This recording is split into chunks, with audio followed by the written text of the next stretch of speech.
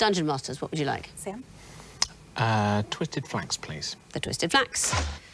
I mean, you sound so like Richard Iowado. I've managed not to mention it all through the entire series, and I'm going to fall at the last hurdle.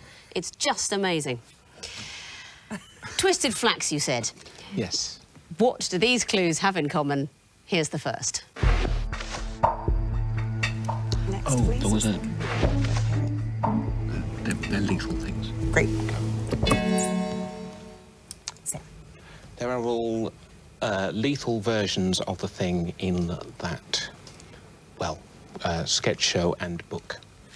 Absolutely right. Richard, you are in fine quizzing form tonight.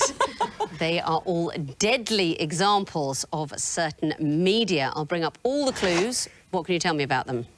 So there was a joke in Monty Python that was used in war, I believe, where people died laughing. The film In Infinite Jest was just so entertaining that people just kept watching it and died. Never a risk with this show. The other two, I don't know, so it's a good job we went for 3 points.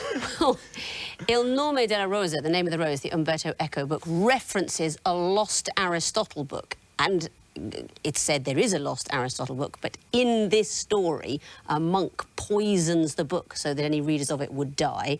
And the song in the Odyssey, what song do you think that is? Siren song? It will be the song of the siren, luring people to their deaths.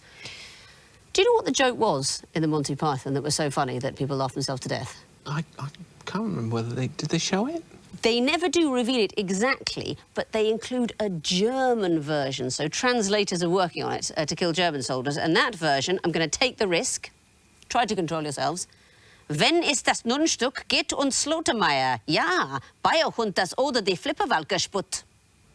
But it doesn't actually mean anything at all. And there's a sort of one of those hidden features on Google Translate, where if you were to type that joke in, it comes up fatal error. Which is quite witty.